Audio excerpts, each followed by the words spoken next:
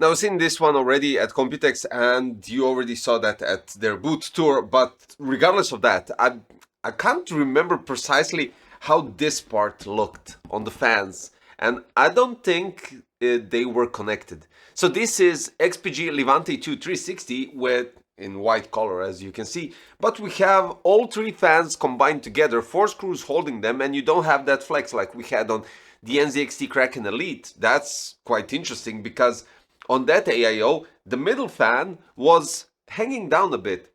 And right here, we don't have that situation. Next in line, we have infinity mirror going throughout all three fans, which is outstanding, of course, for the visual aspect and for you guys that actually prefer that. Plus, additional infinity mirror on each fan in the middle and on the pump block top. Now, the visual aspect of this one is outstanding and I'm really digging it. Maybe a tad too much of RGB with these lines where the anti-vibration rubber parts are, but it just looks quite cool. As you know, I go with single color and everything all together, but that's totally irrelevant for the performance and everything else. So today, as I stated, Levante II 360, and can't wait to go more into details about it. Water block material is copper. We have support up to LGA 1851 and of course AMD AM5 and AM4. We have pre-applied thermal paste, which is quite solid, I do have to admit, actually even better than solid. Radiator dimension 396 times 120 times 27 of thickness. Aluminium radiator material, and we have sleeved rubber tubes which look outstanding. And then we have fan dimensions 360 120 27, which comes to the point that fans plus the radiator is 54 instead of 52 millimeters. Hydraulic bearing.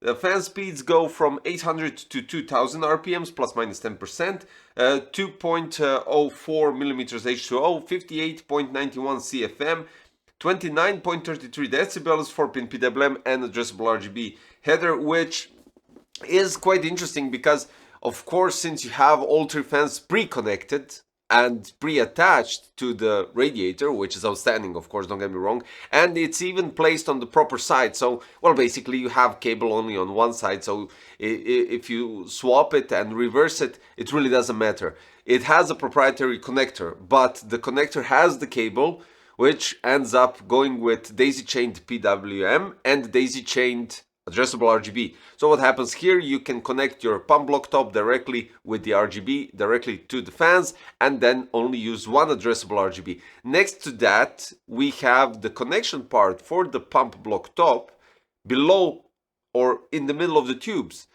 So what happens here is you either have to go to the bottom behind the graphic card or somehow to remove the visual aspect of the cables because it looks really outstanding. I do have to admit, it really looks great altogether, especially if you put it in a full white build. And then you have those cables which are also white, so if you have a white PCB motherboard, you basically won't care about it. But if you go with a white combination of black PCB or green PCB, they will be visible. So as you can see, I have the black-green PCB board on my MSI MPG B650 Edge, and I went down and I used some sort of a PWM extension that I had on the side to connect it properly to the PWM pump header on the motherboard. That's basically the only downside that I see, but the peel action is outstanding when you finish up everything. So yeah, so we have 6 infinity mirror RGB lights, and the ones that you might not see without a doubt are the ones that are located on the back side of the fans. And this is really good because you can go with Invader X, for instance, place it on the side, top, whatever. You can manage literally anything, and that's really good.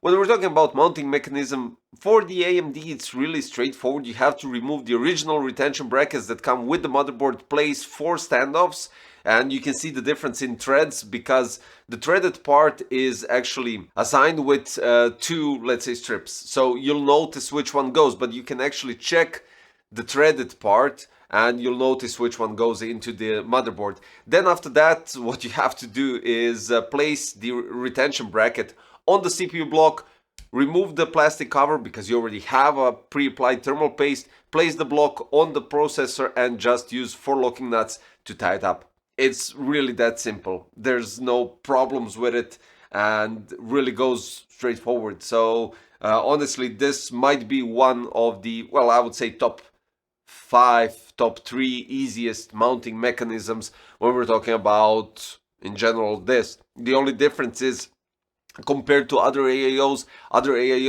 went with converting the AMD socket to, well, at least the retention brackets, converting the retention brackets from AMD to Intel, so you don't have to change literally anything. But for this one, when we go with Intel placement, you have to place the bracket at the back, the back plate, and then you have to tie up the screws for the back plate and just change the retention bracket that goes on the pump block top.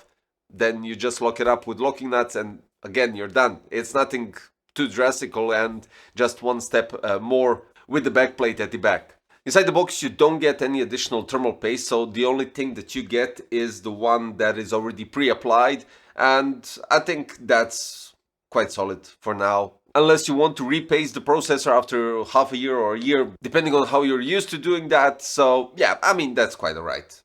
And honestly, I think this looks really outstanding. I'm really digging the whole design when we're talking about, first, this top part, the infinity mirror on this side with the XPG logo looking really nice, and the subtle design of this one, even though it's a huge space for an infinity mirror, but honestly, if they placed some sort of a screen for sensor panels, it would look cool, but it wouldn't have this cool effect, right? And you have some graphics on the side and the XPG logo on top. As you can see right here at the bottom, this is where the cables go, and I placed it behind the GPU on the side, so it isn't that visible. So it's possible to hide the cable quite nicely, giving it nice visuals, continuing on all the stuff that we have here. The tubes look outstanding, and I don't think there is anything additionally to add regarding that.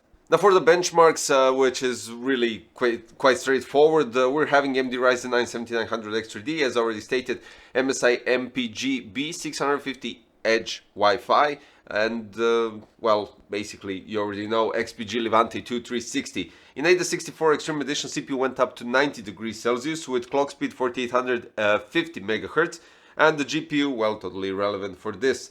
Now Cinebench, it starts at 86, it finishes at 84. So I guess throughout, when it gets the consistency of the fans and when they don't slow down and similar stuff like that, it continues to cool properly, and you can also see that in clock speeds from 4975, and then it raises up to 5000, eventually sometimes touching 5025. And I think that's quite solid. Also, nothing to say here, it's just a bit of above average, and that's great. And then we'll go with Cinebench scores, 26,286. It finishes at 26,301. We have, I think, one or two above 26,300, which is, again, throughout all my benchmarks, above the average. And that's really good. Regarding the visual aspect, I think it should be in black as well available, but I'm not 100% sure. Regardless of that, it must be. But regardless of that, it fits perfectly in the full white build, and I bet the black one fits also perfectly in the full black build, and that's all there is to it. Really easy when we're talking about the mounting mechanism. Great that you already have the fans pre-installed and that the cable is located on the proper side. So in this scenario, the cable is right here at the rear fan, so you just have to push it backwards. That's it. Tie up the screws at the top for the radiator. Well, you already know how to tie up the water block, and that's it. It's really, I don't know, the whole build actually took like maybe 20 minutes, half an hour, just to finish it up and tidy it up a bit, and that's all there is to it. Thumbs up. I have to say, thumbs up to XPG for this one. I mean, changing the visual aspect compared to the past Levante and Levante X, even though I like those as well, because they had a different pump block top, also infinity mirror, which was rotatable, and then the tubes are a bit different, and the location of the tubes for the pump is a bit different. So yeah, I'm satisfied. I'm definitely satisfied, specifically because it looks good and it performs quite nice, and it's not even that loud when you expect it to be pushing and cooling down the processor above 80 degrees. So it's AMD. Let's be honest, those thermals are quite normal. So guys, yeah, the link is in the description. If I don't find it somewhere in the source, I'll link it directly to their official website, so eventually you can get more information regarding some specifications or anything similar to that. But I think I gave you all the necessary information, and that'll be all for today, guys. Thank you for watching this video. This was XPG Levante II 360 in white, and of course we'll have it in black. And that's all there is to it. Thank you for watching today's video, and I'll see you quite shortly in a new one. Bye bye.